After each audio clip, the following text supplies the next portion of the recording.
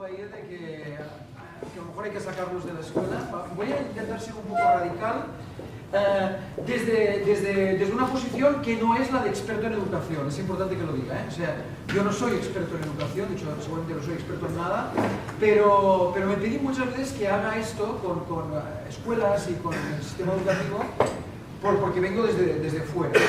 Y lo que voy a hacer es daros una imagen del mundo al que vamos y de cómo eso implica un cambio radical en la forma que consideramos el aprendizaje. Y que tiene derivadas a muy corto plazo, a medio y a largo plazo. Entonces no os voy a decir cómo resolver el problema que tenéis hoy, pero os voy a decir el problema que os viene. Y espero, ¿no? Y por tanto, y cómo tenéis una oportunidad tremenda. Ya os digo desde el principio, o sea, no os voy a deprimir, espero, sino que la idea es, hay una oportunidad tremenda, pero hay que darle un cambio bastante drástico a cómo entendemos la educación, ¿vale? Muy bien, bueno, yo me dedico desde hace 20 años a esto y por tanto, como he dicho muy bien, he visto muchas cosas, dedico mucho tiempo a observar y es una paradoja que me gano la vida haciendo esto, que es haciendo dibujitos, es así, o sea que aquí nuestra graphic recorder pues tienes un gran futuro por delante, porque ya ves que... Entonces, mi trabajo consiste básicamente en eso, en ligar ideas y en llegar a conclusiones que sean, digamos, operativas. Y tengo alguna relación con el mundo educativo, aunque sea tangencial. Este es un proyecto que hicimos para la Fundación La Caixa hace unos años, que se está haciendo en 1.500 escuelas en toda España, 20.000 alumnos al año, que es un proyecto para estimular el aprendizaje, emprendimiento, si queréis, a través de la localización de un problema. La idea es, los chicos se encuentran un problema que tienen que resolver con un prototipo. Entonces, por tanto, hay una reflexión realizada alrededor de la educación.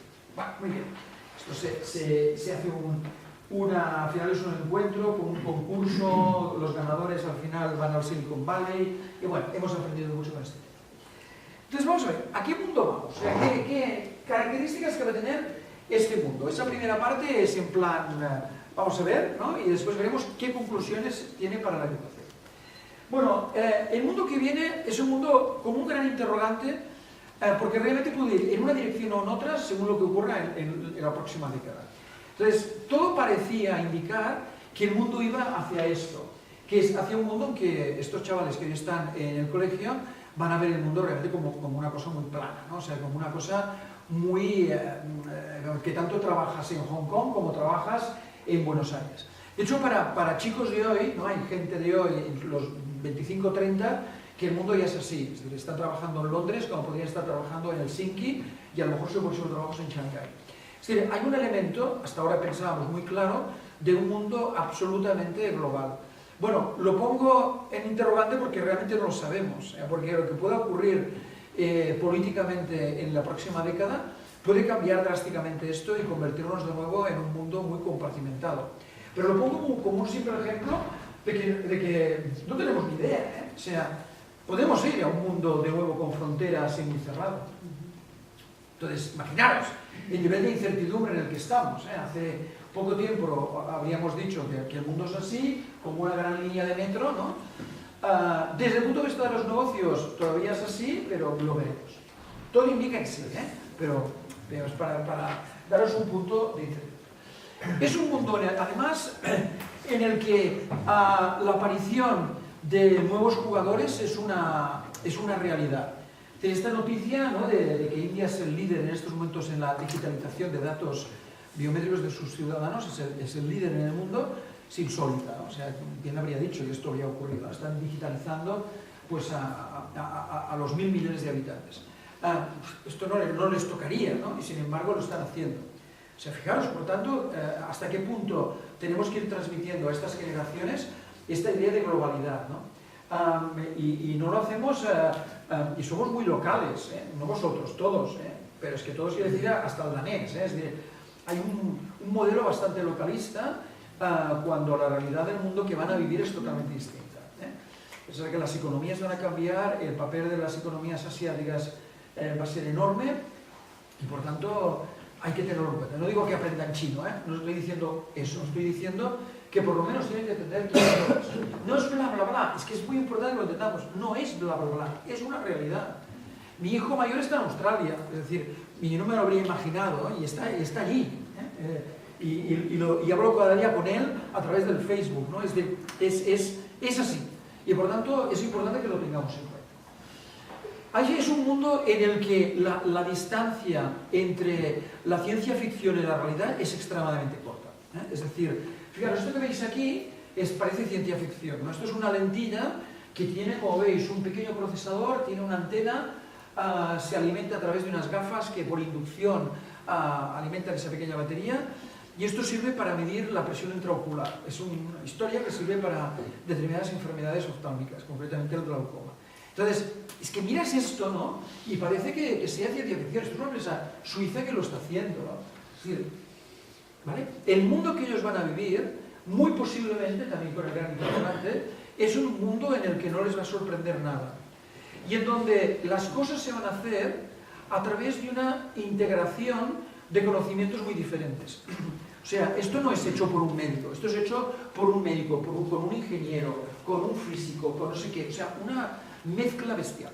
Y cuando uno ve este ejemplo de cruce de disciplinas, imaginaros qué tipo de formación o qué tipo de experiencia hay que darles para que alguien que sea muy tecnólogo sepa trabajar con alguien que es un médico. O sea, este tipo de transdisciplinariedad no es tan fácil de conseguir y será su mundo.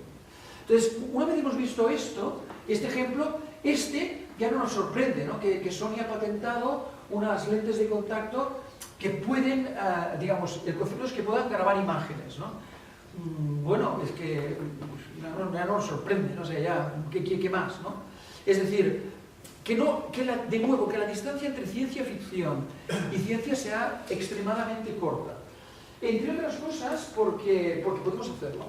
Y porque la ciencia está en un proceso muy, digamos, acelerado, en donde mejor ciencia lleva a mejor ciencia. Es un círculo virtuoso. Tenemos mejores laboratorios con los que se construyen mejores laboratorios. Laboratorios que hacen máquinas que facilitan a otros laboratorios a hacer mejor investigación, de la cual surge mejor investigación para otros. O sea, realmente la ciencia es un motor extraordinario. De nuevo, gran interrogante, a lo mejor la pagan todos y volvemos de nuevo a la época medieval, ¿no? Y además es un campo en el que de golpe aparecen temas absolutamente nuevos que ponen en jaque todo lo demás.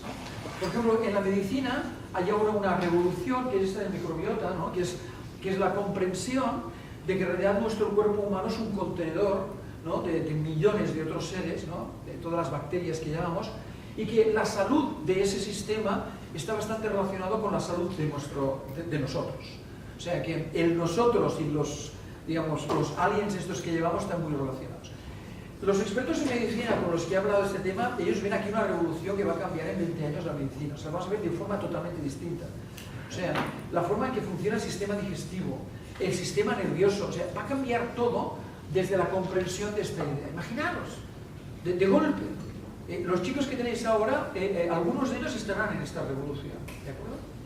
Y además existen cambios sociales brutales y muy rápidos que no nos habríamos imaginado. Fijaos, esta foto hace 5 años no la habríamos entendido. Quizá menos de 5 años, ¿eh? Y ahora la habéis entendido todos, ¿no? O sea, no es que haya ocurrido algo allí detrás y todos de golpe se hayan girado, ¿no? No es eso, ¿eh? Sino que la idea es, yo me he hecho una foto con Clinton. O sea, no estoy... el selfie es mío con ella, no es del colectivo con ella. Entonces, esta idea, esta simple imagen muestra hasta qué punto hay una transformación de maneras de comportarse socialmente bastante sutil, que es consecuencia directa de la tecnología. Y un par de ejemplos que no tienen nada que ver, pero que muestran, yo creo, el mundo al que vamos. Fijaros, esta es una empresa japonesa que la imagen está aquí perfectamente reflejada. Es una empresa en la que es un tejido tratado con un material nanotecnológico que es absolutamente hidrófobo. Es decir, que es ideal para un paraguas. ¿Qué mejor paraguas que aquel en el que el agua no puede penetrar de ninguna forma? Resbala. O sea, le resbala el agua. Es que es obvio. O sea, entonces, en el momento que alguien en el mundo plantea un paraguas con un material hidrófobo, ¿qué hacen los otros que hacen paraguas convencionales?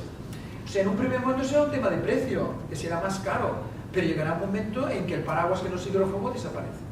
Es decir, que podamos llegar a pensar que incluso un paraguas va a cambiar gracias a una tecnología sofisticada como la nanotecnología, es exactamente una fotografía del mundo que viene. Y no solo de nuevo tecnología, porque no estoy solo en el discurso de tecnología. Cuando IKEA plantea un mercado de segunda mano para sus muebles, está haciendo una cierta revolución en la forma en que se compra y se vende productos. Es decir, está respondiendo a una realidad social. La gente, digamos, sobre todo, digamos, una parte de la juventud no quiere ser tan consumista, quiere vivir de otra forma. Hay una parte de la juventud que piensa en esto, y por tanto estos responden rápidamente y lanzan este tipo de conceptos. Es decir, que la revolución tecnológica, la revolución social está absolutamente ligada. Termino estos primeros ejemplos con uno que me parece fantástico, que es el de Wallapop, ¿no? Que diríais, bueno, está bien, pero es interesante el cambio que esto representa, sobre todo para algunos adolescentes, ¿no? Entonces, como yo vivo en casa, pues, si yo tengo 3 hijos y el pequeño se gana un sobresueldo con Wallapop. Entonces, la forma de hacerlo es de lo que en inglés se llama un scavenger, ¿no? Es decir, hurga por casa a encontrar aquello que sobra, ¿no? Y que nadie reclama y lo vende, ¿no? Entonces, esto quiere decir, ahora está en primero de carrera, ¿no? Pero el año pasado vendí los libros de bachillerato por Wallapop. O sea, llegó a la conclusión de que nadie más lo que sea, no hay ninguno detrás, los vendo. O sea, que alguien venda los libros de bachillerato en Wallapop es nuevo y que se haga con él un dinerito, ¿no? Esta bicicleta nadie la quiere, venga, la pongo a vender. Yo, cosas que tengo que vender yo, se lo doy a él para que lo venda, y que se lo gane él. O sea, esto también es interesante tenerlo en cuenta. O sea, no estamos hablando solo de paraguas, estamos hablando de herramientas que aparecen nuevas, que dan nuevas funcionalidades de conexión con las personas, de creación de nuevas oportunidades de ganancia. Después veréis más ejemplos relacionados con redes sociales de educación que además he vivido muy fuerte. Entonces, esta primera parte, por lo tanto, la fotografía es el mundo en el que ellos van a vivir. Es un mundo de 4 cosas muy relacionadas. La primera es, la ciencia va a ser muy importante en todo el discurso, o sea, no es algo que queda allí en un rincón. Lo que pasa es que van a ser científicos necesariamente distintos, científicos mucho más ligados a la tecnología, o sea, científicos que sean capaces de aplicar lo que han aprendido a algo que responda a una necesidad de la sociedad y a la que se responda gracias a una organización. Entonces, esta es una fotografía muy simple, en una frase, es: la ciencia es minería de fenómenos, o sea, descubre fenómenos de la naturaleza, que la tecnología programa para resolver necesidades de la sociedad a través de organizaciones. Entonces, aquí tenéis las 4 grandes vocaciones, ¿no? de vuestros chicos. Lo que sea, porque un médico está aquí dentro. O sea, un médico será seguramente las 4 cosas. O sea, un médico tendrá que tener un conocimiento muy concreto de algo, tendrá que saber aplicarlo, lo hará en un contexto para responder a la gente, pero dentro de una organización. Entonces, esta formación de los 4 pilares es el nuevo quadrivium. O sea, no es el de los latinos, de la gramática y la retórica, no, es que es otro. O sea, son 4 maneras, ¿no?, de poder ser de utilidad y de poder aportar valor a la sociedad. Yo creo, personalmente creo, y la experiencia reciente me lo está demostrando, que ya no vas a poder ser un científico puro si no sabes hablar en un contexto de organización. Por ejemplo, si hoy eres un científico puro, un físico, por ejemplo, y haces un proyecto en el CERN, en Ginebra, es que el componente de hablar con tecnólogos, el componente de organizar un proyecto, es fundamental. Es decir, que son como 4 grandes habilidades, grupos de habilidades que van a tener que tener. Y un proyecto es un instrumento para hacerlo, pero no solo eso. Muy bien, por lo tanto, el nuevo quadrivium, ¿no? Es las 4 grandes líneas que tienen que ver. No creo que sea bueno crear una vocación en una de estas solas líneas si las otras no están tocadas, porque no les vamos a hacer un favor. Alguien que no sepa organizar un proyecto va a tener un hándicap respecto a alguien que lo sepa hacer. Y alguien que no sepa algo concreto también va a tener una dificultad. Sobre todo, con lo que vamos a ver enseguida, que es porque aparece un gran competidor inesperado, que es la máquina. Que ahora vamos a hablar de ella. O sea, los chicos que están ahora en primaria, su gran competidor va a ser una máquina, no va a ser un humano. Y eso implica un cambio radical en el modelo educativo, que eso es lo que ocurre. Si tuviera que decir, por tanto, la síntesis de lo que habéis visto hasta ahora, es que lo que os puede parecer radical va a ser muy normal en muy poco tiempo y para ellos no va a haber diferencia. No hay diferencia entre radical y normal. O sea, una lentilla que grabe el mundo va a ser normal. Es decir, los que estamos aquí, incluso los más jóvenes de la sala, todavía tenemos esta distancia entre lo radical y lo normal, ¿no? Pero yo creo que ellos no la van a tener. O sea, va a ser una frontera muy fina. Y lo vais a ver, y ya lo notáis, cómo absorben inmediatamente cualquier propuesta tecnológica y no les ofrece nada. Esta sesión que he hecho hasta ahora, esto que he hecho hasta ahora, aquí estarían ellos, estarían aburridos, no sé, espero vosotros no, pero estarían aburridos totalmente. ¿De qué me está hablando? Si esto es antiguo esto, ¿no? Por tanto, esto es un punto muy. Fijaos que esto, a lo largo de la historia, ha sido bastante así. O sea, realmente no es que ahora de golpe, venga, ahora haya cambios aquí. Siempre ha sido así. Fijaros, esta es una imagen histórica de la que no puedo dar absoluta, digamos, certeza, ¿no? de que sea certidumbre, que sea así. Pero bueno, así me ha llegado. Esto es una fotografía de una calle de Manhattan en el año 1900. El único automóvil de tracción no animal es este de aquí. Es decir, el resto son carruajes con caballos. 1910.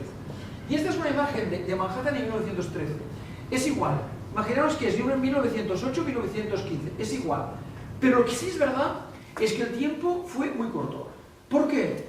Porque es que es mucho mejor. O sea, a la que aparece algo que aporta algo nuevo, la sociedad lo absorbe muy rápidamente. Esto no ocurre siempre, porque hay cosas que se proponen que no son realmente tan interesantes. Pero a la que se propone algo interesante, la sociedad lo absorbe hiper rápidamente. Y hoy ocurre lo mismo, ¿no? Por ejemplo, fijaros, esta imagen, ¿no? de la gente en un metro viendo su dispositivo, ya nos hemos acostumbrado, ¿no?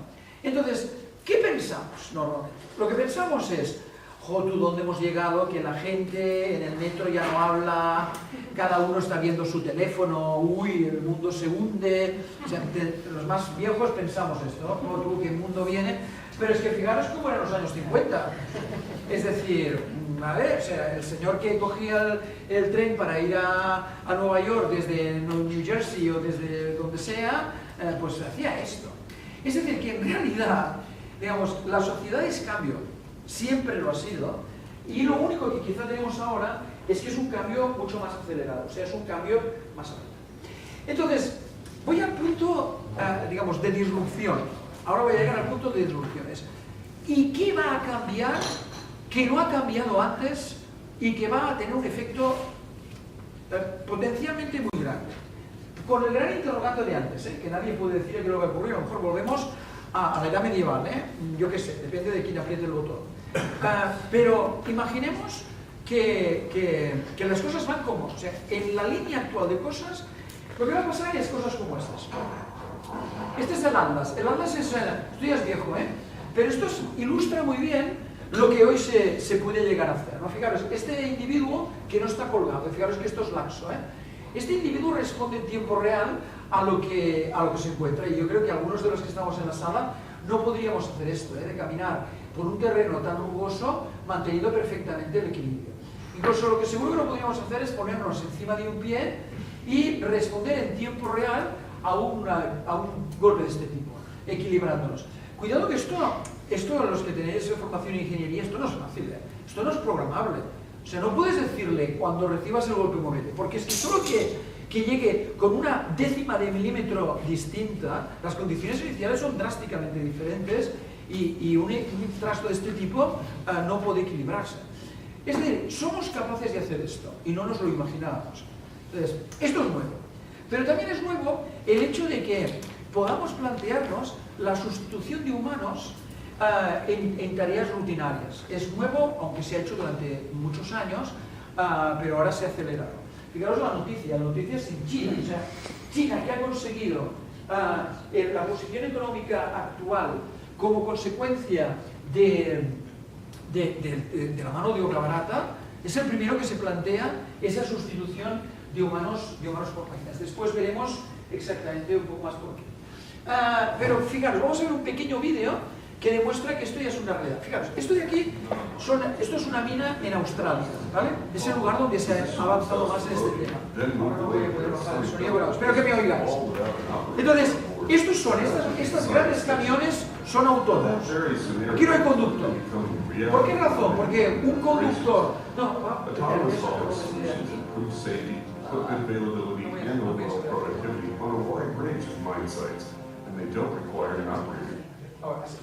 Fijaros, esto es una, como digo, una mina muy remota en un desierto de Australia, y aquí no vas a encontrar fácilmente personas que quieran conducir los camiones y vivir allí. Pues la solución es, como habéis visto, a camiones autónomos. Entonces, nos preocupa que el automóvil en la carretera vaya solo, pero es que esto ya está ocurriendo en determinados lugares en donde lo de los coches de antes de Manhattan tiene mucho sentido. O sea, en una mina te planteo que haya camiones autónomos y es mejor que lo anterior, por lo tanto lo cojo enseguida.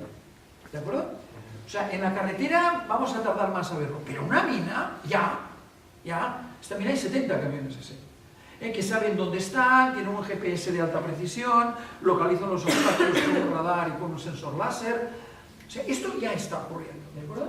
Aquí tenéis otro ejemplo que también os voy a comentar. Este es el primer ejemplo de una entrega real, comercial, de un cargamento de cerveza realizado por Otto, es el Uber de los camiones. Entonces, es muy interesante el vídeo porque el conductor dice que bonito es conducir, veo el paisaje, no sé qué, pero aquí veréis que su función en realidad cambia a ser la función de un, digamos, manager, ¿no? de un gestor, es el que firma, el que recibe, o sea, es el que gestiona el valor que hay dentro del camión, pero no el que conduce, porque es verdad que conduce en determinadas partes, pero a la que entra en una autopista, pues entonces el automóvil funciona de manera absolutamente sola. Es decir, un trabajo tan, digamos, elemental, como, pero cuidado, complejo, como el conductor de un camión, estamos en condiciones de poderlo sustituir. Es decir, esto va en serio, no es una anécdota. Y vuelvo a lo de Manhattan. En el momento en que esto sea más claro que lo anterior, no habrá duda de que se va a hacer. Pero resulta que se hace, que la aplicación de la inteligencia artificial va a abarcar muchas cosas. Fíjate, esta empresa lo que hace informes de texto automáticamente a partir de un Excel. Es decir, yo te doy la memoria de la empresa en un Excel, te doy los números y te escribo la memoria. ¿Y por qué? Porque el algoritmo es relativamente sencillo. Si las ventas de este año han sido un 10% más que el año pasado, lo veo y el algoritmo dice, escribe, las ventas de este año han sido un 10% más que el año pasado. Dirías, bueno, hay una parte de la memoria que es automática, otra que puede ser la interpretación, pero bueno, ya veremos. Les comentábamos con Ana y Óscar que, por ejemplo, en temas legales se está trabajando mucho en esto. Porque cuando tú tienes un proceso muy complicado, que hay millones de documentos, o sea, no hay humano que sea capaz de hacerlo, y una máquina sí. Sobre todo en la jurisprudencia anglosajona, que está basada en casos anteriores. La idea es, ¿qué se ha hecho anteriormente en un caso como esto?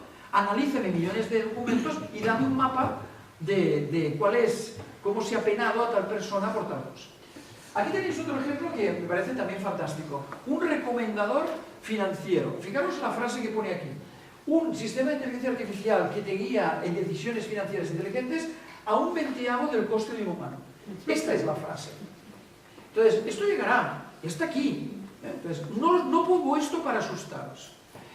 Pongo esto para que veáis que esto implica un cambio radical en cómo enseñamos. Y que hay una gran oportunidad que enseguida descubriremos de lo que puede hacer un humano respecto a esto. Pero lo que no vamos a hacer es competir con eso.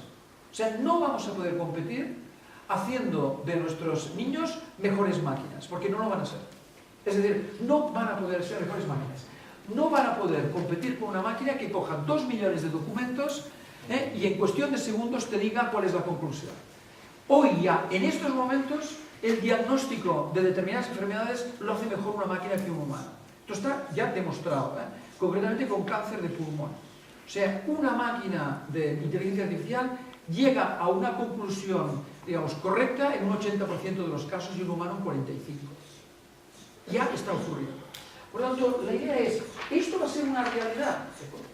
Este es un libro fundamental para entender esto, es un libro que explica esta segunda era de las máquinas, y hay detrás de cuando lees este libro empiezas y te deprimes del todo, piensas, menos mal que estoy cerca de la jubilación, porque es que ya no... Pero en mi caso, la respuesta fue otra, qué interesante es lo que viene y qué gran reto que tenemos. Lo que hay detrás de esto es algo que se llama la ley de la segunda parte del tablero.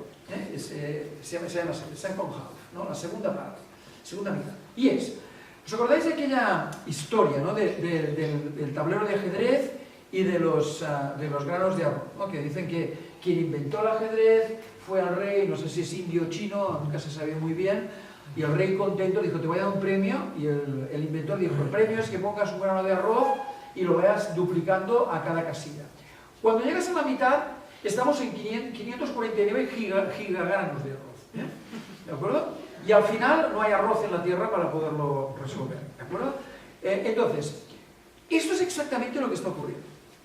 Es decir, que no nos hemos dado cuenta de hasta qué punto la tecnología ha avanzado mientras hemos estado en la primera parte del tablero. Es decir, mira qué bien tú, un ordenador que me hace, yo qué sé, mis hojas de cálculo, cuando empezamos. Qué bonito ahí el Contaplus y tal. Mira, qué bien, un ordenador que me permite hacer presentaciones en PowerPoint. Mira, un ordenador que me conecta a Internet. Mira, mi teléfono que hace no sé qué. Mira, lo tengo metido en el cerebro. Es decir, no te das cuenta de hasta qué punto la tecnología tiene una evolución mucho más rápida que la humana. O sea, los sistemas tecnológicos evolucionan mucho más rápidamente. Ese es el gran riesgo, que nosotros somos biológicos. Y nuestra evolución biológica toma decenas de miles de años. La evolución tecnológica no, porque existe esta ley de Moore que duplica la capacidad de los sistemas. Entonces, ¿qué va a ocurrir al atravesar esto? Imaginaos, es que es donde estamos. O sea, el siguiente ordenador es el doble de potente que el anterior y estará en nuestro bolsillo, ¿no? La ecuación fundamental para las próximas décadas es esta de aquí. Humanos por máquinas.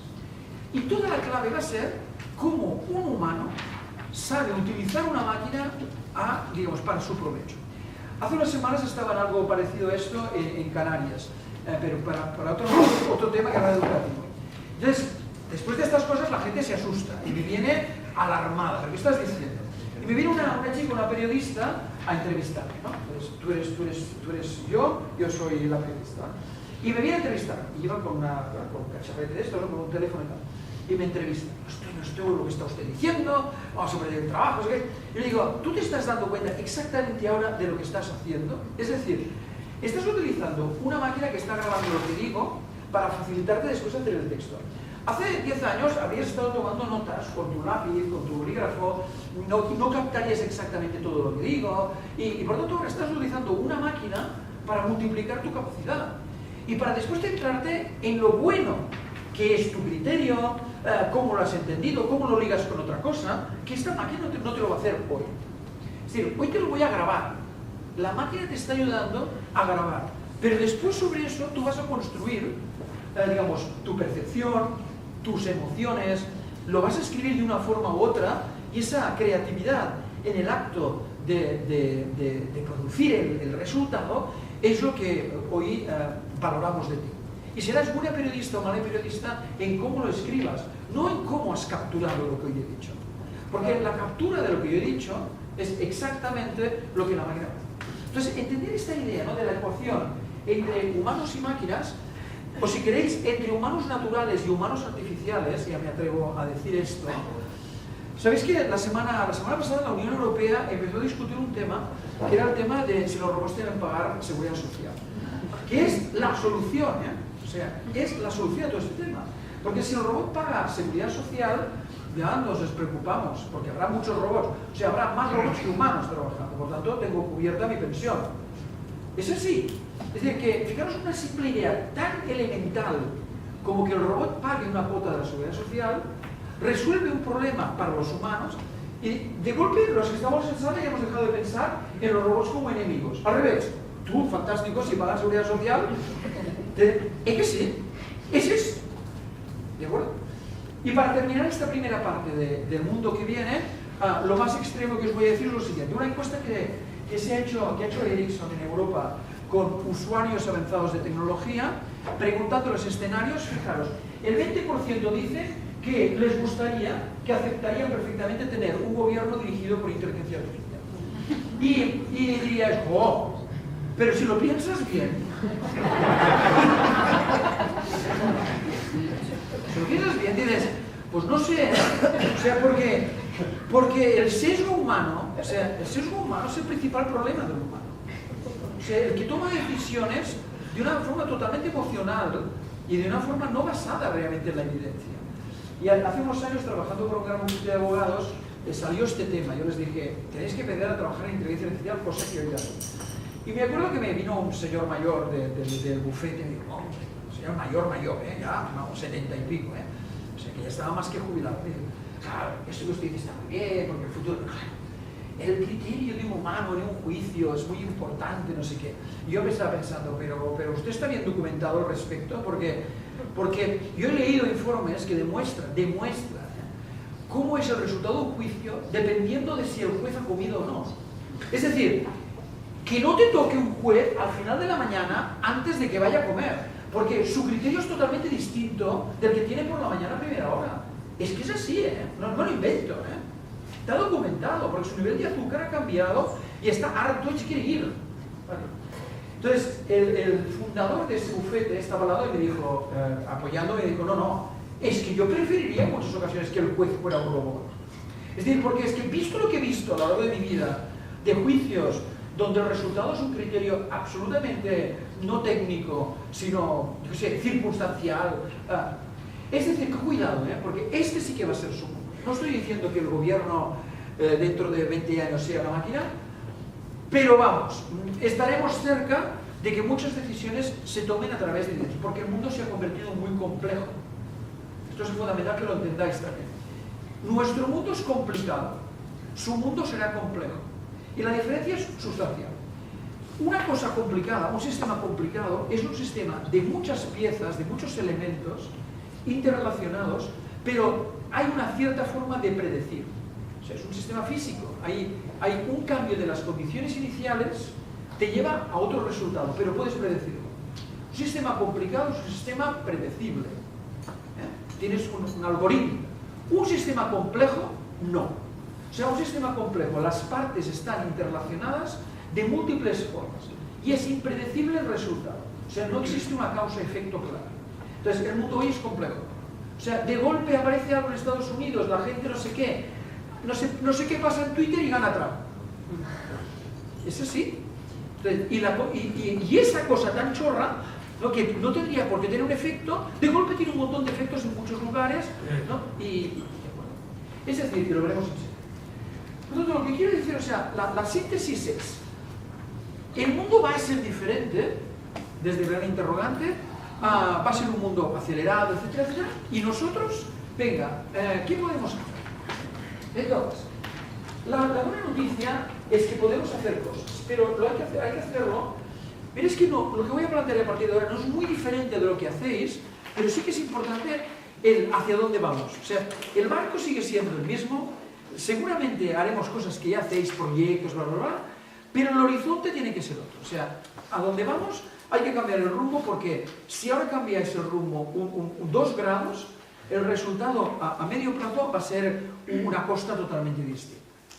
Entonces, en un artículo muy interesante que ha salido la semana pasada en The Guardian, fijaros, dice, en la era de los robots, las escuelas están enseñando a nuestros niños a ser redundantes, ¿no?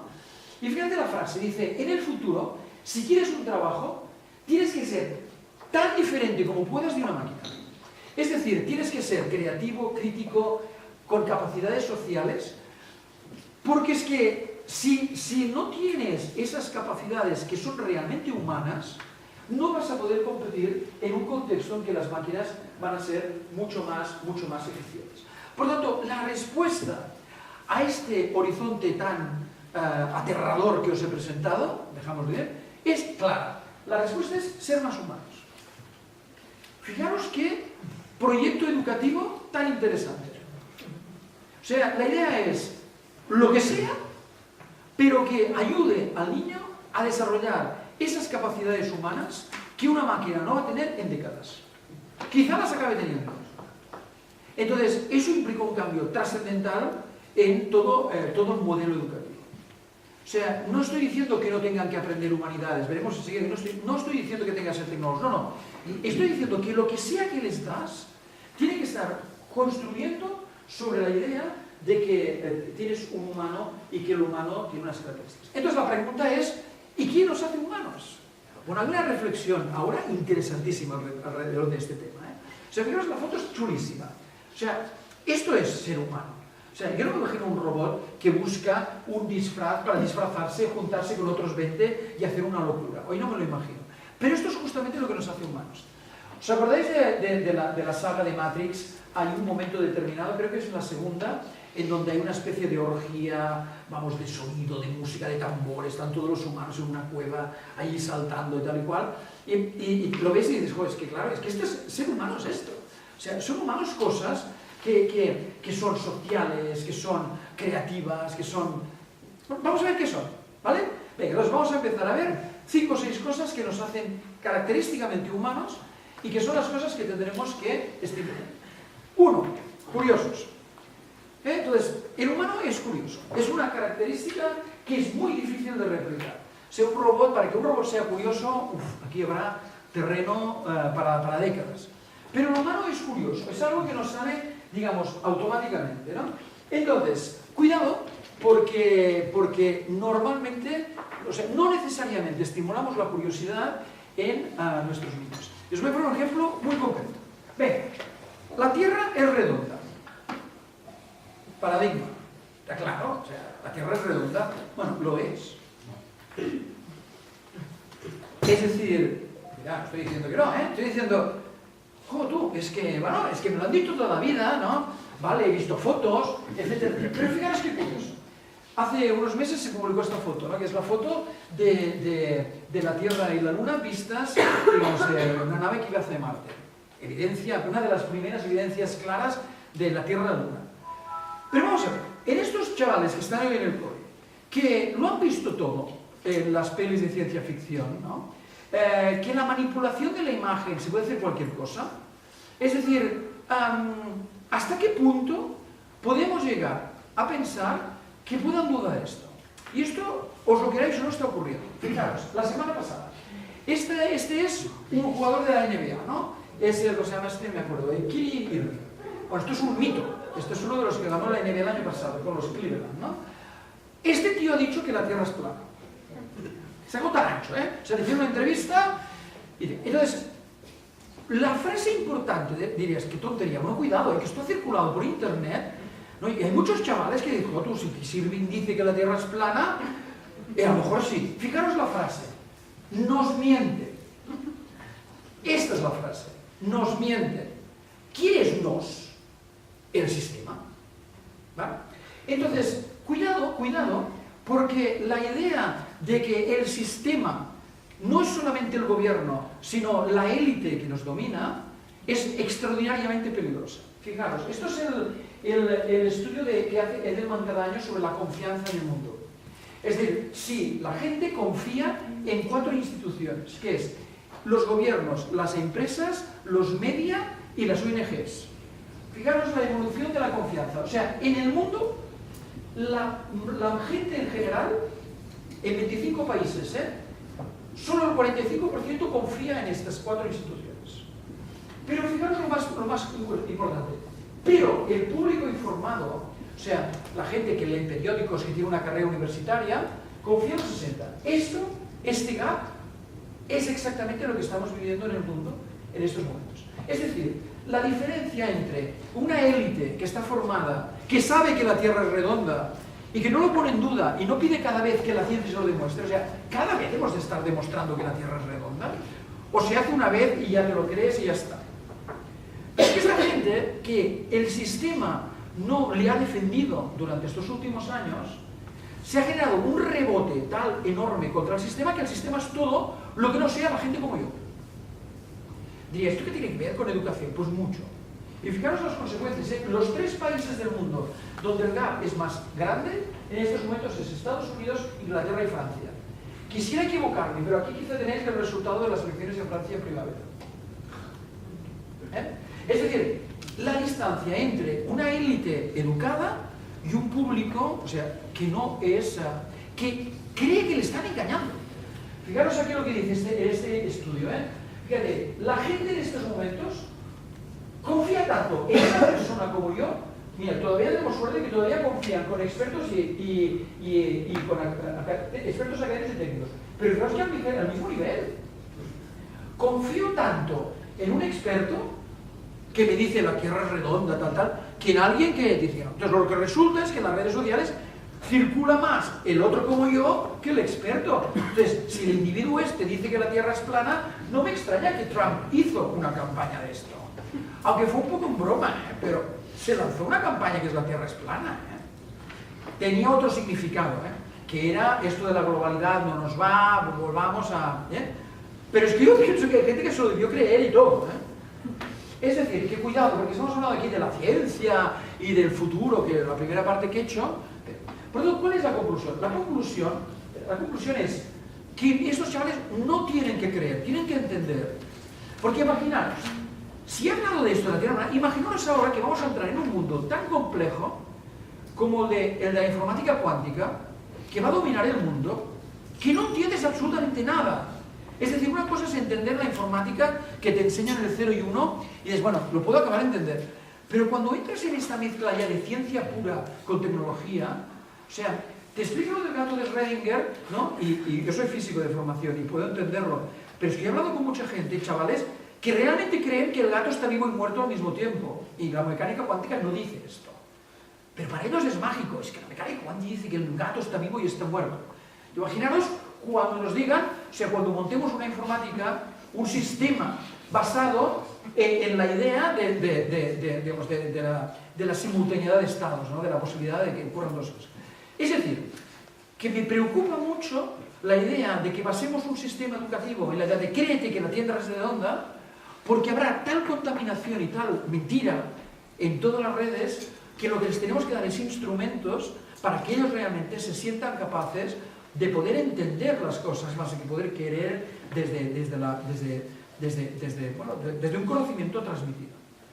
Entonces, por ejemplo, si te vas a YouTube, hay bastante gente que tiene vídeos súper interesantes demostrando que la Tierra es redonda. ¡Qué fantástico! O sea, hay gente que te lo dice, oye, mira, es muy fácil, súbete a un acantilado, mira cómo se va el barco, verás que el barco se va primero la parte de abajo que la parte de arriba, por tanto, fíjate en la luna, cuando la sombra que da a la Tierra, no sé qué. Es decir, que al final la idea es, tendremos que darles instrumentos, no para que tengan un conocimiento, digamos, doctrinario, sino para que sean capaces de entender las cosas y pueden estar aislados de esta mentira que va a prosperar. Porque es que es más fácil. O sea, si tú sales a la calle y ves que la Tierra es plana, lo fácil es pensar que la Tierra es plana. Y dices, ¿pero qué cosa estoy diciendo? Estoy diciendo con conciencia. Es que para mucha gente, la distancia con el conocimiento va a ser tan brutal que va a aceptar aquello que su cerebro le es más fácil de aprender, de entender. La Tierra es plana. Y además me lo dice alguien que es antisistema, pues la Tierra es plana. Cuidado, porque esto va bien. Entonces, la siguiente idea es experimentadores. Entonces, la idea es muy bien. La forma en que tú puedes superar la mera doctrina de la Tierra es plana es que puedas experimentar. Entonces, os voy a enseñar un ejemplo que para mí fue realmente muy espectacular y a ver vosotros como docentes qué añadís, ¿vale? ¿De acuerdo? Mi hijo pequeño, que es bastante inquieto, cuando estaba en bachillerato, de hecho en cuarto de eso, se aburría mucho, ¿no? Entonces, un día hizo esto. Se dedicó todo el día a coger una hoja de papel y con un boli demostrar que se podía llenar la hoja de papel con el boli. O sea, se tiró todo el día haciendo líneas mientras le explicaban cosas. ¿Qué hacéis como docente? Porque yo le felicité. Porque es que a lo mejor no hay nadie en la Tierra que haya demostrado esto. Tú lo has demostrado. Es que estamos hablando de esto, Imaginaos, claro, como docente es un poco frustrante ver que estabas explicando ahí la Revolución Francesa y él estaba ahí haciendo líneas. No le hicieron caso porque además tenía muy buenos resultados. Pero esto para mí es fundamental. O sea, que un chaval pueda tener la sensación, además me envió un WhatsApp y me dijo, así, que él ha demostrado que un bit se puede gastar con un día y una hoja. Pues demostrado está, fantástico, es demostrando, ¿no? Él puede, fantástico. Claro, pero es un cambio drástico respecto a cómo lo vemos, ¿no? Que tú estás aquí para capturar, ¿no? Tú estás aquí para experimentar, para demostrar, para hacer cosas. Es decir, la frase por lo tanto sería, ¿ver demostraciones? No, demostrar. Yo siempre utilizo un caso muy típico, si hay algún profesor de física en la sala, que es la ley de Ohm, ¿no? Fíjate que la ley de Ohm es fácil, pero entender la ley de Ohm no es fácil. O sea, porque tienes que haber hecho unos cuantos circuitos para entender realmente qué es la ley de Ohm. Entonces, el objetivo es que lo expliques enseguida, V es igual a IR, punto, ya está, ya se acaba, ley de Ohm. Pero que entiendan realmente esto, hay que hacer mucha cosa detrás. Y a lo mejor el objetivo de un mes es que entiendan la ley de Ohm. Dirías, claro, es que los programas, sí, estoy de acuerdo contigo, totalmente. Pero lo que perseguiremos en el futuro no es que recuerde la ley de Ohm, sino que sea capaz de interiorizarla hasta... Y cuando hablo de la ley de Ohm, hablo de la Revolución Francesa. De hecho, vamos a esto. Fijaros, tercera cosa, críticos. Críticos quiere decir, pues que de nuevo, no acepten el 0 o el 1, es decir, una cosa sí o otra. Entonces, me acuerdo que cuando estaba en Estados Unidos, con una gente que hacía y que hacía, me plantearon un ejemplo buenísimo. Napoleón, ¿fue bueno o fue malo? Depende. ¿De acuerdo? Tú imagínate una clase de historia, qué chulo puede ser una clase, un día. Nada, esto de las clases para mí ya lo doy por descontado, obsoleto. No se puede ya seguir una hora. No. Esta mañana la vamos a dedicar a Napoleón, ¿vale? Y venga, vamos a montar grupos de discusión, documentaros, buscar y venir a argumentar. Los que dicen que es bueno y los que dicen que es malo. ¿Por qué fue malo? Porque murieron millones de personas en Europa como consecuencia de sus guerras. Fue bueno, pues montó el código napoleónico, del que todavía vivimos. Entonces, fijaros qué estimulante es, no solo desde el punto de vista de conocimiento, sino desde el punto de vista del proceso educativo, de que les das la oportunidad de ser críticos. Otra, fijaros qué imagen tan chula. En 1492 los americanos nativos descubrieron Colón perdido en el mar. Es una perspectiva radicalmente distinta de la colonización, ¿no? Esta simple imagen la pones por la mañana, ¿pero qué os dice? Venga, ya tenemos allí toda una discusión crítica generada. ¿Es buena la inmigración? ¿No es buena la inmigración? ¿Por qué tenemos una historia de la colonización y no tenemos otra? ¿Por qué no tenemos la historia de los que fueron colonizados? Etcétera, etcétera. Y por lo tanto es un instrumento como más crítico. Y una muy divertida que he encontrado hace poco, que en Estados Unidos sería súper interesante, es esta de aquí. Cuando ganó Trump, un inglés les dijo, americanos, quizá que empecéis a considerar una monarquía porque tiene una serie de ventajas. Muy inglés, ¿eh? Pero yo no es que esté de acuerdo con esto, pero la idea es, pues me parece muy bien la discusión. O sea, ¿qué tiene de bueno una monarquía? ¿Qué tiene de bueno un sistema presidencialista? Es decir, que a tu alrededor hay montones de cosas del día a día que pueden ser discusiones interesantísimas y que sobre todo les crearía una sensación crítica, ¿no? O sea, un pensamiento crítico. La idea es, ni 0 ni 1, 0 más 1. O sea, ni Napoleón era bueno ni Napoleón era malo. Eran las dos cosas, ¿de acuerdo? Evidentemente hay casos que es muy difícil decir que fuera bueno. Hitler, es que es muy difícil decirlo. Pero es que incluso en este caso, la discusión podría ir al punto siguiente. Para muchos alemanes fue bueno porque les hizo autopistas. Y precisamente ese era el problema, que solo vieron eso al principio y se convirtió, o ya era un monstruo desde el principio. Pero esta discusión, es la que realmente les va a crear unas capacidades críticas muy importantes. Mira, yo durante muchos años, unos cuantos años estuve en una escuela de negocios como profesor. Entonces yo tenía un test fantástico, yo daba clases en un máster de un MBA, y por la mañana tenía alumnos españoles y por la tarde alumnos del mundo. Por la mañana en castellano y por la tarde en inglés, lo mismo. Yo hacía siempre una prueba durante el curso, que era lo siguiente. Daba una clase falsa. O sea, daba una clase donde la información era falsa. Pero yo lo decía con constancia. Entonces, el punto álgido de la presentación falsa era un gráfico en donde se veía una evolución de la bolsa de Nueva York en el crack del 29, iba cayendo, y superpuesta en la imagen estaba la radiación solar en Nueva York ese día. Y curiosamente, era una imagen especular. Es decir, cuando el sol subía, la bolsa bajaba. El gráfico decía esto. Entonces yo les decía solemnemente, es muy importante, digamos, saber utilizar los gráficos de información, porque como veis, con los gráficos puedes demostrar cosas insólitas, como que hay una relación entre la radiación solar y la evolución de la bolsa. Yo me quedaba aquí. ¿Qué ocurría por la mañana? Nada. O sea, debería pensar que estaba loco, o se lo querían, la Tierra es plana, si lo dice Dios, pues es plana. ¿De acuerdo? Por la tarde, cuando decía esto, o sea, no había acabado de hablar, ya había 5 manos levantadas diciendo, pero oiga, yo he pagado dinero para que este me vea, está diciendo aquí usted esta tontería, no sé qué. O sea, era, pero automático. O sea, algo estamos haciendo mal cuando resulta que le dices que existe una relación. Entonces, es fundamental, o sea, será fundamental, pero es lo mejor que les podemos dar, es una, digamos, una idea de ser críticos. Creativos, esta está clarísima, ¿no? Entonces, cuidado porque el creativo quiere decir, no quiere decir solo píntame un cuadro, que sí, sino quiere decir invéntate cosas. Entonces, la idea de inventar, cuando pones a los chavales a inventar, saben cosas de estas, ¿eh? Claro, esto es un cepillo de dientes que tiene dentro una pasta de dientes, ¿no? Es fantástico. O sea, y que aprietas, o por aquí abajo, lo dejas como una jeringa. Es una idea sensacional. Dirías, pero es que los chavales son capaces de hacer esto. Lo que pasa es que lo que necesitamos es el contexto.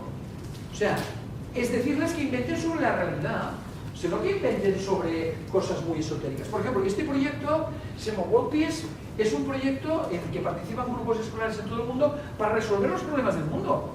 Imagínate. A ver, ¿tú cómo resolverías el hambre en el mundo? ¿Tú cómo resolverías las guerras? Tú, es más interesante que hoy vamos a pintar un árbol de cabeza para abajo. Es decir, el nivel de realismo para ellos va a ser muy importante. O sea, conectarlos con la vida real, proyectos de verdad. Tengo uno fantástico que demuestra hasta qué punto pueden tener incluso un impacto.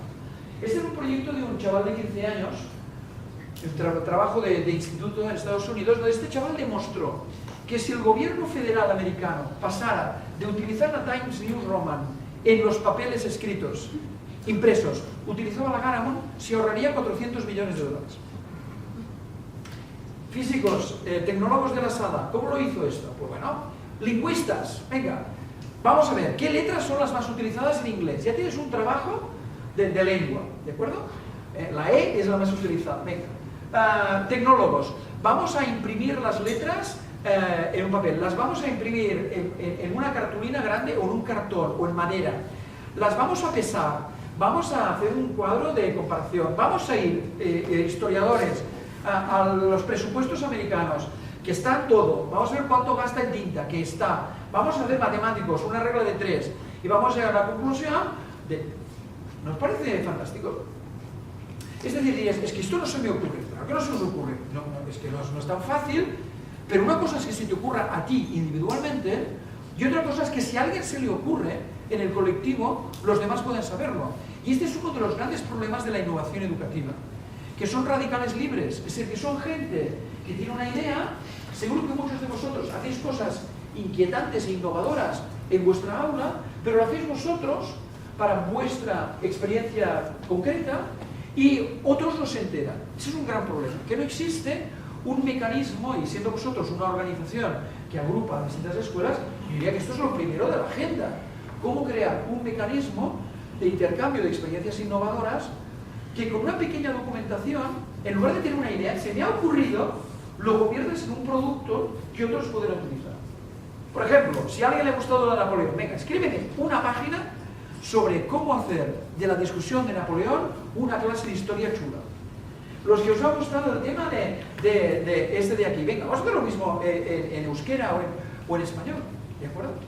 Es decir, que la idea es convertir muchas de estas ideas en productos. Y pongo otra, que espero que no sea irreverente, pero que creo que es fantástica. Esto que veis aquí es un libro, ¿no? Es un libro.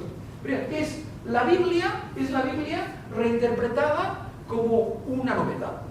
Dirías, no, espero que no sea muy irreverente, pero la idea es que en realidad hay componentes muy importantes que son la historia de un pueblo. Pues esta editorial lo que ha hecho es reconvertirla en algo que puedas leer, digamos, como realmente la historia de un pueblo. Porque si hasta la Biblia se puede reinventar, si me permitís. ¿De acuerdo? Imaginaros, clase de religión, yo qué sé, venga, vamos a convertir este trozo de la Biblia en una historia. Y lo hacemos con los de literatura. De este tipo de cosas estamos. Por tanto, no solo usar, ¿no?, sino crear. La idea de ser creativos. Después, la idea de colaborativos. Colaborativos, bla, bla, bla, bla, bla. Entonces, lo voy a poner desde otra perspectiva. La manera de ser colaborativos no es diciendo vamos a ser colaborativos, sino hacer las cosas de una forma que solo se puede hacer colaborando. Y entonces, la forma es proyectos, clarísimamente. Entonces, hay una revolución en todo el mundo para llevar la educación a proyectos. Esto es más a nivel universitario, o sea, en todas las universidades del mundo, sobre todo las tecnológicas, hay una transformación radical hacia la idea de los proyectos. O sea, tú no puedes ya aprender desde simplemente, digamos, hay instrumentos, las matemáticas, etcétera, que necesitas estudiar desde una posición más introspectiva. Pero las aplicaciones tienen que hacerse desde proyectos. Y no hay proyecto que no tenga un componente colaborativo. Entonces, voy a explicaros un par de ejemplos. Uno de los casos más claros en el mundo es este, High Tech High. No sé si lo conocéis, de obligada visita, pero sobre todo los más de ciencias que hay en la sala. High Tech High es una red de lo que se llama un charter school, o sea, una escuela con fondos públicos, pero gestionada de manera privada, lo que sería la concertada aquí de alguna forma, que son escuelas solo para chavales con vocación científica y tecnológica. Es decir, que para entrar allí no es una escuela elitista, pero tienes que demostrar que realmente te interesa el tema, porque todo es proyectos. Un típico ejemplo de High Tech High, el Marvelist. El Marvelist consiste en construir un obelisco. Entonces, no es un obelisco de 100 metros, es un obelisco de 5, pero hay que construirlo. Entonces, aquí hay química, el fraguado del cemento, historia, literatura, porque aquí hay un texto que tiene que construir. Ingeniería, ¿cómo lo levanto? Imaginaros los chavales de venir allí, que bueno, deben salirse, ¿no? Y fijaros que el profesor, pues en este caso es un profesor que en Estados Unidos está ocurriendo, gente que viene en el mundo de la tecnología y que vuelve a la educación, que tarde o temprano puede ocurrir aquí. O sea, que haya una incorporación de gente nueva en el sector educativo. Si el sector educativo cambia, en el sentido de todo lo que estoy diciendo, va a ser un gran atractor de un tipo de talento para hacer unas cosas distintas. Tanto la idea de colaborar desde proyectos. En algunos casos los proyectos son sociales, ¿eh? Por ejemplo, esta iniciativa se llama Proyecto H, es lo mismo, pero se trata de hacer un proyecto para tu comunidad. Por ejemplo, en este caso hay unos contenedores y la idea es vamos a convertir estos contenedores, por lo que sé, en una biblioteca. Entonces el proyecto es cómo los consigo, cómo los traslado, cómo los arreglo, cómo los convierto en una biblioteca, etc. Es lo que se llama aprendizaje-servicio, que algunos conoceréis. Es lo que es que la forma de aprender sea realizando un servicio para la persona. Y en otros casos, por ejemplo, temas que tienen que ver con la naturaleza, pues oye, tienes todos los parques naturales, etcétera, etcétera, pues ¿por qué no utilizas lo mismo, ¿no? O sea, grupos colaborativos para poder hacer una función útil a la sociedad y que puedan aprender. O, por ejemplo, grupos colaborativos para sociales, es fantástico, reinventemos la democracia. Es que me parece un tema chulísimo, es necesario. Imaginaros reto. Además, intraescuelas. O sea, vosotros podéis hacerlo. Poner a competir las escuelas del sistema en reinventemos la democracia. ¿Sí? Y a ver que se inspiren, que vean ejemplos del mundo. O sea, la colaboración no es aquello de colaborar, sino darme un proyecto y la manera de hacerlo será colaborando. Eso me parece sustancial, ¿eh? Porque a veces es... O sea, decir colaborar por colaborar es perder el tiempo. Es hacer proyectos y la forma de hacerlos es colaborar. Enseguida voy terminando, ¿eh? Una cosa que me parece fundamental para ellos, que sean fabricantes. Sí, fabricantes. Es decir, no habrá mejor manera de cambiar su posición respecto al consumo que haciéndolos fabricantes.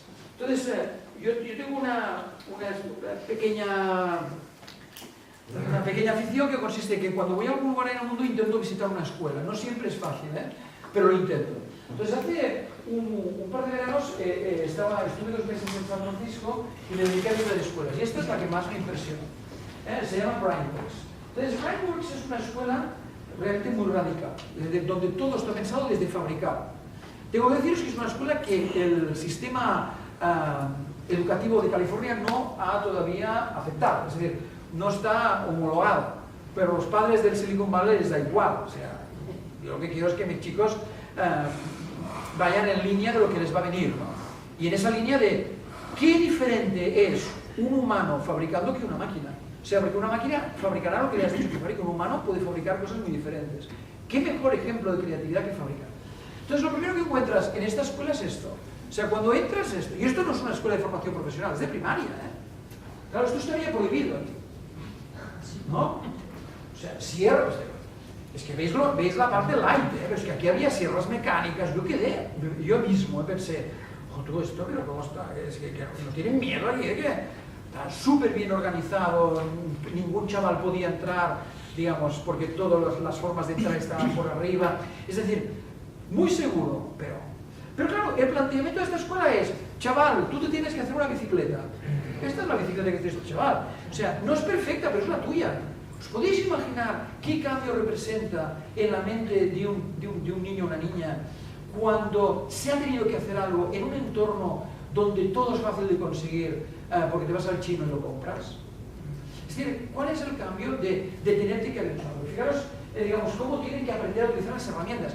Los humanos, respecto a las máquinas, tenemos la ventaja de la conexión mano-cerebro.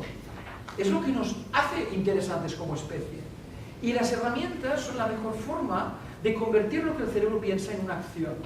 Entonces, ¿cómo puede ser que tengamos niños y niñas que salen del sistema educativo y no saben utilizar herramientas? Es absurdo. O sea, porque es precisamente una de las características fundamentales. Y el ejemplo que os puedo poner de esta escuela me pareció ya, bueno, sublime, ¿no? Entonces el fundador, que está medio loco, o sea, sí, está medio loco, me dijo, te voy a explicar muy fácilmente. Mira, cuando un chaval entra aquí, entra normalmente a los 8 años. Dice, cuando entra lo primero que les decimos es, chico, si te quieres sentar tienes que hacerte una silla. Punto de partida.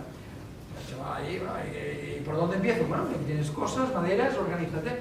Dice, típicamente el primer resultado es este, ¿no? Que es un cajón, más o menos, le dan un poco las piezas más o menos hechas, le dan cola, no le dan clavos, pero si hay que hacer una silla. Claro, esta silla muy cómoda no es, ¿no? Es decir, que se la ha hecho él, está orgulloso, llega a casa, me ha hecho la silla, todo, no sé qué, pero, bueno, entonces, la siguiente generación es esta, que es al menos pesa menos, ¿no? Es un poco más sutil. Esta es la cuarta, en la que ya tienes el respaldo un poco inclinado.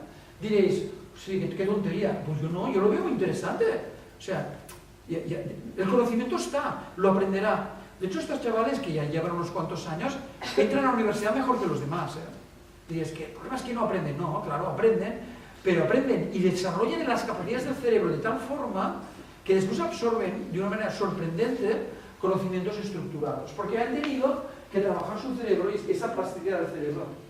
Entonces, claro, al final tienes cosas como esta, y esto es un caso muy singular, pero que hay niños que fabrican cosas que las venden.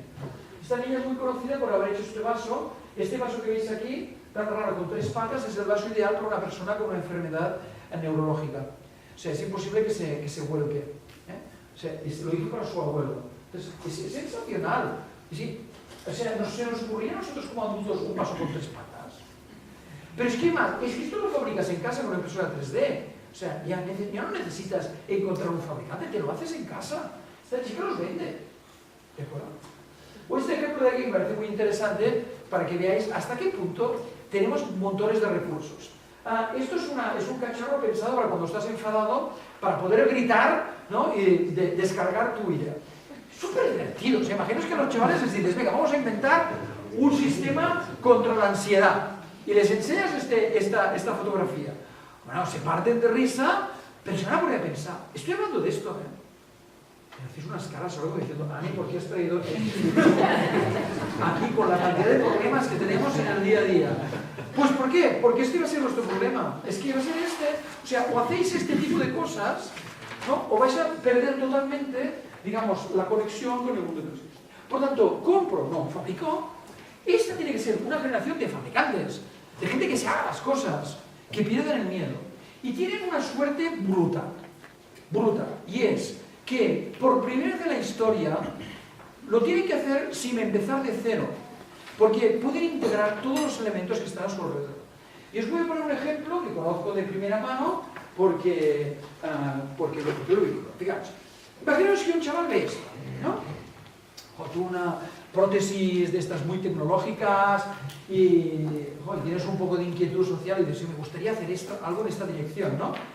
Bueno, hace 10 años, nosotros, antes, en la escuela, ¿por dónde empiezo? O sea, nuestra visión es desde cero. O sea, tenemos algo, ¿no? Sobre todo los más mayores de la sala, que es, voy a empezar desde cero. Entonces, claro, si empiezas desde cero esto, te has acabado. No vas a hacer nada. Pero ellos ya no piensan así. Entonces, esta es una mano robótica que hizo mi hijo pequeño, ¿no? Entonces dirías, hostia, tú, no, perdona, está todo en internet. O sea, todos los ficheros los bajo de internet. Es cierto, tenía acceso a una impresora 3D, que yo considero que tarde o temprano será en casa fundamental. Cuando bajen menos de dinero, pues habrá que tenerla, porque las capacidades son bestiales. Entonces, se buscó cómo hacerlo con sus servos, entendió tal. Entonces, fue construyendo, ¿no? Fue construyendo. Y para más tema, bueno, yo lo tengo muy estimulado, podéis imaginar, que es una parte fundamental. Pero entonces le dije, oye, esto habrá que pagarlo, ¿no? O sea, ¿de dónde sale el dinero? Bueno, pues montó una campaña en goteo, ¿no? Para conseguir los 400 euros que necesitaba para todas las piezas. Y entonces, ¿quién puso dinero? Pues lo podéis imaginar, el abuelo, la familia, los amigos. Pero curiosamente, aparecieron gente que no teníamos ni idea de quiénes eran, que dijeron, como lo explicó muy bien, puso un vídeo de lo que quería hacer, la gente dijo, tú, me es igual que no llegues al resultado, pero solo por tus narices, ¿no? por haberte atrevido, te doy 50 euros. Había unos cuantos así. Me parece fantástico, ¿no? O sea, que hoy estos chavales tengan estas herramientas, digamos, al lado de, me bajo el fichero de internet para hacer la mano.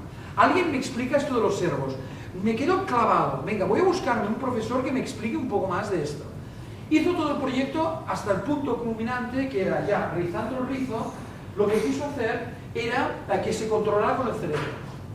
Es decir, que la mano funcionara con las ondas cerebrales. Y dices,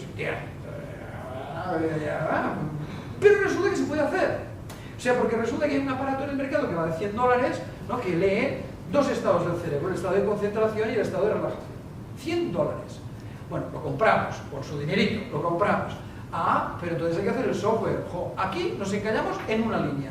¿Por qué? Y yo a ella le ayudé. Claro que hay que ayudarle. Pero hicimos todo el software como nos decía internet y no funcionaba. Entonces digo, bueno, venga, siguiente paso. Integremos conocimiento. Busquemos estudiantes que lo hayan hecho antes. Fuimos a buscar y encontramos unos estudiantes que habían hecho algo parecido con un Scalextric. O sea, que jugaban al Scalextric con las ondas cerebrales, ¿no? 0 y 1.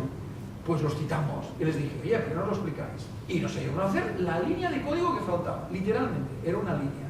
Y el resultado es este. Aquí tenéis la mano, él está con el aparato se tiene que concentrar. De hecho, tuvo que aprender a concentrarse y fijaros cómo, sí, es verdad, veis cómo llega un momento que mira la mano, ahora es cuando realmente está mirando la mano y se concentra, y veréis cómo la mano reacciona, ¿no? Entonces, la mano lo que hace es muy elemental en este caso, la mano gira y levanta este dedo. ¿Vale? Bueno, y fijaros, os podéis imaginar la sensación la sensación de ha funcionado. Bueno, hay mucha historia detrás, pero el mensaje es, se puede hacer. Y antes, imaginaros cómo lo habían hecho, partiendo de cero. No, es un integrador. Esto de aquí, esto de allí, el circuito de China, no sé qué. Yo creo que es una generación que es muy tecnológico. Yo soy de humanidades. Lo mismo en humanidades, lo mismo, que no sea copiar del rincón del vago, pero que sea integrar, que es muy diferente. Va a ser una generación de integración. Acabo enseguida, ¿eh? Una generación de integración. Cuidado porque fijaros, claro, estos son unos de primaria que era una prótesis de mano para acompañar impresión 3D. O sea, tampoco se puede hacer, ¿de acuerdo? Me parece realmente alucinante, ¿eh? O sea, que un chaval pueda plantearse hacer algo que en otros momentos de la historia ni una empresa se habría planteado. Y lo que viene, porque tuvimos un problema con esa línea de código, pero alguien lo hará súper fácil, será un juguete. O sea, hacer una cosa que se mueva con el cerebro será un juguete. Imaginaros. Entonces, hay que instruirlos, o hay que entrenarlos en la integración de elementos. ¿De acuerdo? Por lo tanto, la idea de empezar desde cero es una barbaridad. Ya no tiene sentido. Asusta. O sea, entrenarnos a buscar elementos. ¿Quieres hacer en este proyecto que os he dicho de la Fundación La Caixa, que resuelve problemas? Esto es fundamental. Porque imaginaos que un chaval quiere decir, un grupo se plantea, por ejemplo, un grupo ganó uno de los premios con un sistema para alimentar los teléfonos cuando vas en bicicleta. Es una dinamo, ¿eh? O sea, no tienes que inventar la dinamo desde cero, o sea, no tienes que ser Faraday para... ¿Vale? Pero tienes que busca qué soluciones hay. Hay lugares en internet donde te explican cómo hacer una dinamo partiendo de cero, incluso haciendo tú mismo el bobinado, es decir, es que hay entrenarlos a eso. Y además que sean adaptativos. Y la idea de que sean adaptativos, y que esta es de las últimas ideas, es fundamentalmente por una cosa, y es porque el tipo de problemas que se van a encontrar van a ser muy difíciles de definir. Por ejemplo, eso van a tener que resolver problemas fundamentales de urbanización. Es decir, cómo se organizan las ciudades. O sea, no van a poder, o sea, los que estudian arquitectura van a tener que ser, vamos, amédicos. O sea, van a tener que cambiar la forma en que piensan porque el tipo de problemas son exponenciales o son adaptativos. Por ejemplo, los que hagan, yo qué sé, ciencias de la naturaleza, es que van a encontrarse cosas como estas, ¿eh? O sea, tan drásticas como utilizamos las medusas para comer. O sea, imaginaros el nivel de capacidad de adaptación, de transformación que van a tener. O esto de aquí, ¿no? ¿Qué hacemos con los minerales? Los que tengan, digamos, ¿qué hacemos con los recursos de la Tierra? O sea, la ingeniería de recursos es uno de los temas de más interés que hoy, por ejemplo, las politécnicas no están haciendo nada bien, ¿eh? O sea, gestionar los recursos naturales va a ser un punto fundamental. ¿De acuerdo? Entonces, la manera de ser adaptativo es muy simple. Gran design. No puede seguir teniendo esta escuela, sino que hay que tener esta. O sea, crear niños adaptativos es crear niños que puedan mezclar cosas y cuando se les plantea cómo resolverías el problema del transporte público en la ciudad, lo hagan desde múltiples perspectivas. ¿Vale? Muy bien, tienen que ser alumnos sociales y ahí os enseño un par de cosas que me parecen divertidas para que veáis cómo Fijaros, hay muchos jóvenes en el mundo, nuestra propia sociedad, que ni se plantean ya tener una vivienda. O sea, es que no se lo van a poder plantear. O sea, mis hijos yo dudo de que se puedan comprar algún día una vivienda, lo dudo, sinceramente, y no se lo voy a poder pasar.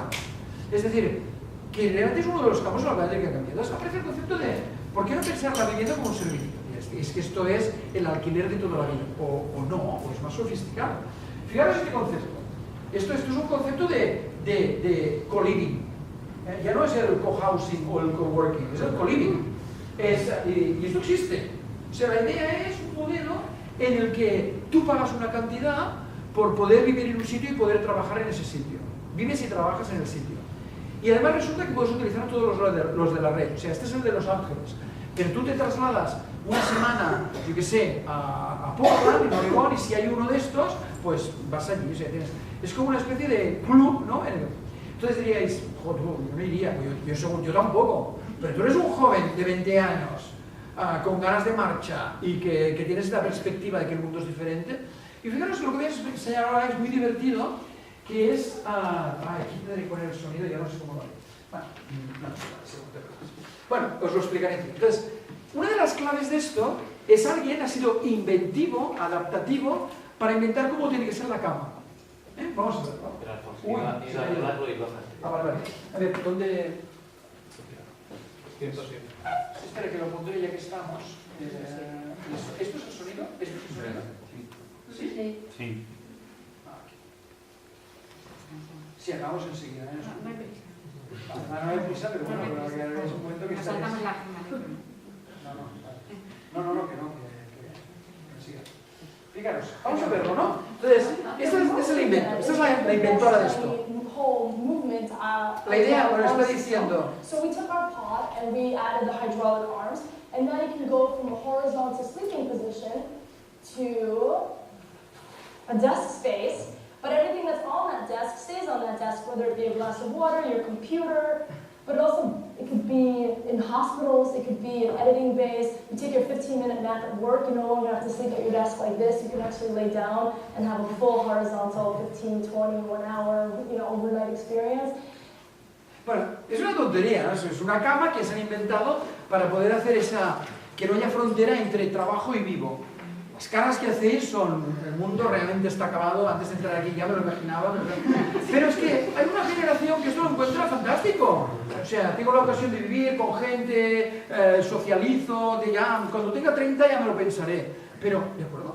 Es decir, que, cuidado, porque lo que queremos decir con que son sociales, no nos podemos imaginar hasta qué punto su nivel de sociabilidad será distinto.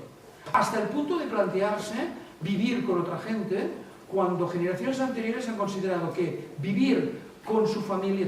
Yo hice un estudio hace unos pocos años, cuando cumplí 50, cogí una chica del equipo que hacía 25 y le dije, vamos a hacer un libro juntos. De hecho, déjame decir la anécdota, la cité un día para comer. Dije, quiero comer contigo. Digo, este hombre que quiere, ¿no? Prevención, este viejo que quiere. Dije, mira, quiero hacer una cosa contigo. Quiero escribir un libro. Y dije, justamente porque tenemos esa distancia, te doblo la edad, quiero ver cómo ves el mundo. Entonces, tú vas a coger un grupo de jóvenes de tu edad, yo voy a coger un grupo de viejos de mi edad. Y les vamos a preguntar sobre 10 temas y vamos a contrastar los resultados. Entonces, fue fantástico ver que los amigos que ella, reunió, en un tema concreto que era la familia, la conclusión a la que se llegaba mayoritariamente es que para ellos su familia eran sus amigos. Entonces, claro, nos sorprende, ¿no? Quizá, pero es clarísimo. O sea, que su familia son sus amigos. Claro que existe su familia, pero el concepto de alguien con quien estás mucho tiempo, haces muchas cosas, con quien te gustaría vivir, sus amigos. Imaginaos, por tanto, que este tipo de cosas no son tan lejanas del tipo de experiencia que se hace. Además, tendrá que ser chavales trascendentes, y aquí pienso que lo he puesto en inglés porque veréis por qué después, pero la idea de cómo les transmitimos los 3 grandes principios, los de siempre, la verdad, la bondad y la belleza, ¿no? Son los 3 principios filosóficos de toda la historia, que además han sido los principios de las grandes religiones, ¿no? Es que en chino es igual, ¿eh? O sea, los 3 conceptos están en todas las culturas. Entonces, ¿cómo creas un mensaje de trascendencia que sea desde estos 3 elementos, ¿no? Y fijaos que aquí se mezclan muchas cosas, de sociales, de arte, etcétera, etcétera, la verdad, la bondad y la belleza, ¿de acuerdo? Incluso si a alguien le interesa, hay un fantástico ensayo de Steiner del año 23 sobre estos 3 temas que son realmente la base de cualquier formación que puedas hacer de forma, Es decir, por tanto, la conclusión y la justicia que he puesto aquí, que todavía es, más interesante, y quiero remarcarlo, es verdad. Es decir, estos chavales necesitan tener un concepto de justicia que no es evidente, lo damos por descontado, pero no está claro, O sea, no está claro que entiendan qué es ser justo. Y encima, abren el periódico cada día y lo que ven es corrupción. O sea, llegan a un punto que están totalmente desorientados. ¿Qué es ser justo y qué no ser justo? En un entorno de referentes que son el de la NBA, que cobra millones, el Messi que da golpes a una pelotita. Es que es así. Es decir, ¿qué es justo y qué no es justo? Están muy desorientados. Pues, en ese sentido, reconstruir este mensaje va a ser fundamental.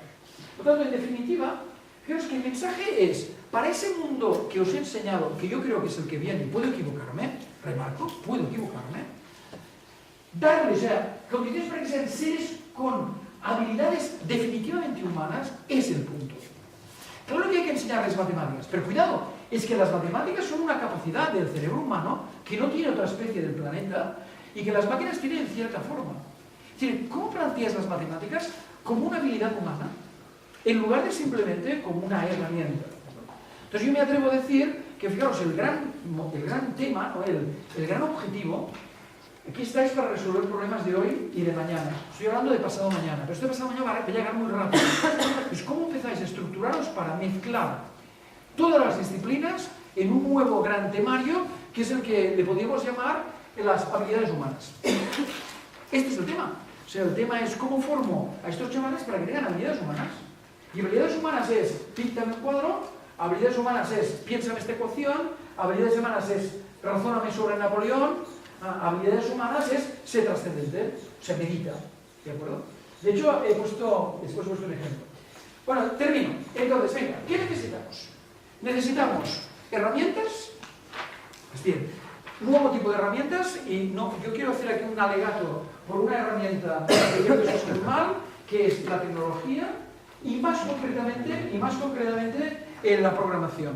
O sea, estos chavales tienen que aprender a programar. Y cuidado, no porque tengan que ser tecnólogos, por otra razón humana, y es que o sabes programar o eres programador. O sea, he visto con mis propios ojos la diferencia cuando un chaval hace un programa, cómo mira un teléfono móvil que cuando no lo hace. O sea, es la diferencia entre la magia y la tecnología. Si has hecho un programa en Scratch y ves que, la mano se levanta, o sea, tu percepción de la tecnología es muy distinta. Tanto una herramienta fundamental, pero fundamental, es que pierdan el miedo al software. Porque durante décadas haremos el software nosotros, los humanos. Tanto es una habilidad que después no les guste, me parece fantástico. Pero de la misma forma que tienen que saber 2 más 2 son 4, tienen que entender lo que es un programa. Y hay elementos muy simples, voy a enseñar uno muy elemental. No es este de aquí. Mira, este es muy elemental, fijaros. Es un cacharrete pensado para niños, para entender lo que es un programa. Fijaros si es fácil. Aquí veis una caja, esta caja tiene, y el cacharrete que se mueve. Esta niña está programando. Hay 3 elementos. El robot, physical interface board, interface, the robot, y los several botones. instruction blocks. Digamos, adelante, a la izquierda, a la derecha y párate. Fíjate, entonces, puedes programar este robot simplemente con elementos físicos. O sea, que es una como digital y analógico al mismo tiempo. ¿Qué idea tan sensacional? When children press the red button, we get the robot. Entonces, el robot hace, le transmite la señal. Fijaos qué manera más simple de aprender programación. Y este tipo de cosas, Internet está plagado. Diríais, es que no tenemos recursos para comprar esto. Bueno, juntar unos cuantos para hacerlo. Es que esto existe en Internet, tecnología para hacerlo, ¿De acuerdo? Estamos hablando de esto. Valores. Bueno, entonces, la idea de los valores es fundamental. Y los que sepáis un poco inglés, os recomiendo mucho este libro. Es un libro que es un alegato en defensa de las humanidades, ¿no? Lo que se llama en inglés es Liberal Education. El argumento que dice este libro es fundamental, es el siguiente: no puede existir un sistema democrático sin gente formada en los valores humanistas. O sea, con tecnólogos no vamos a resolver el mundo. O sea, los tecnólogos tienen una... Y de hecho en Estados Unidos ahora hay una presión tremenda porque todos los niños sean tecnólogos, y el resultado es esa decadencia, no del sistema democrático, es una consecuencia bastante directa. Entonces, por tanto, la idea es, ¿cuáles son los valores democráticos? Por ejemplo, ¿cuáles son los valores que hacen que la sociedad no esté concentrando su riqueza en el 1%? O sea, es una tremenda injusticia. Ayer no se publicaban los datos de la desigualdad en España como la más extrema en Europa, en estos momentos entre los más ricos y los más pobres. Tercero, los tiempos. Es decir, una herramienta fundamental es darle la vuelta a la forma en que interpretamos los tiempos. Antes se ha dicho, lo he dicho ya, a mí me parece realmente ya anacrónico, valga la redundancia hablando de tiempo, la estructura en horas. No tiene sentido. No tiene sentido por el tipo de cosas que dices, tú, ya que me has tocado algo del día a día, ya me has quedado otra frustración. Pero pensarlo, para 10 años vista, para 5, tiempos.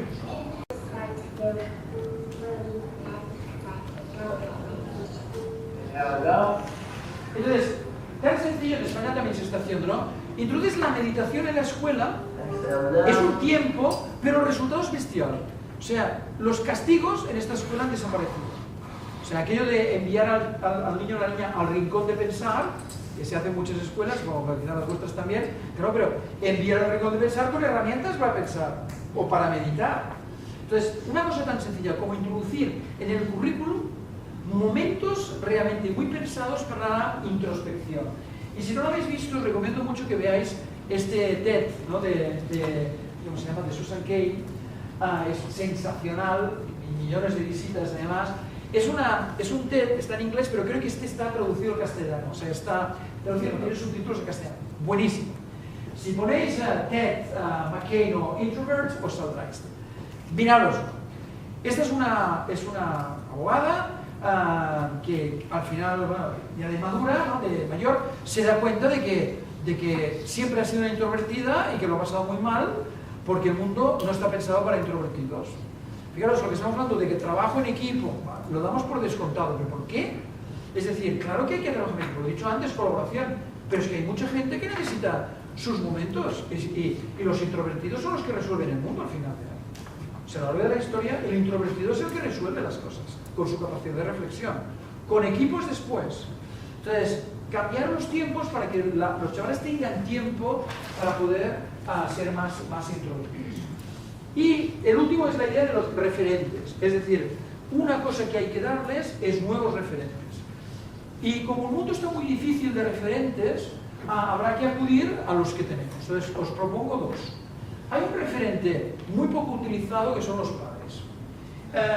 Padres y madres. Pero me refiero a padres y madres que hacen cosas interesantes, ¿no? ¿Y por qué no introducirlos en el sistema? O sea, a mí en el cole que hay mis 3 hijos, solo una vez me pidieron que fuera. Y para hablar con el claustro.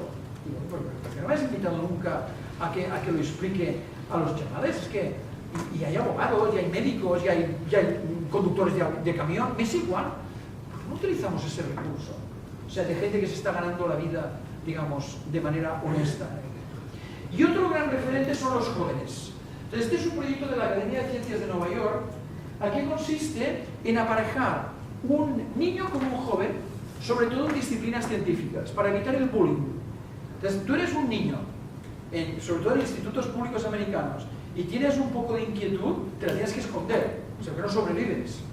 Entonces, esta es una forma en que alguien que ya ha pasado por esto, ya está en la universidad, ¿no? Está haciendo una carrera científica, ayuda a un niño con esa sensación de me estoy equivocando, no soy popular, no me dan likes en el Facebook, por lo tanto no soy nadie, pero me gusta la física, de poder superar esa dificultad desde el apoyo de alguien que ha vivido, o sea, un referente, hacer de los jóvenes, digamos, que ya han hecho ese paso, un referente para los niños. Proyecto súper interesante de aparejar.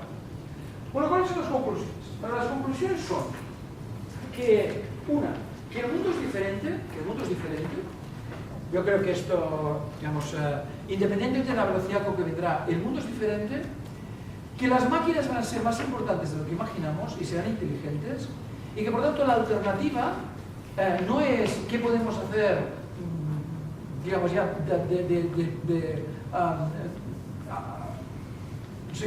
para sobrevivir, no, es al revés. Tenemos una gran oportunidad que es convertir la educación en una forma de transmitir habilidades humanas que los humanos sepamos utilizar. Por tanto, la idea es, y yo creo que una forma de hacerlo no es desde simplemente pensar, me gusta mucho más una expresión en inglés que no hay traducción, que es el tinkering, ¿no? Que es la idea de pensar con las manos.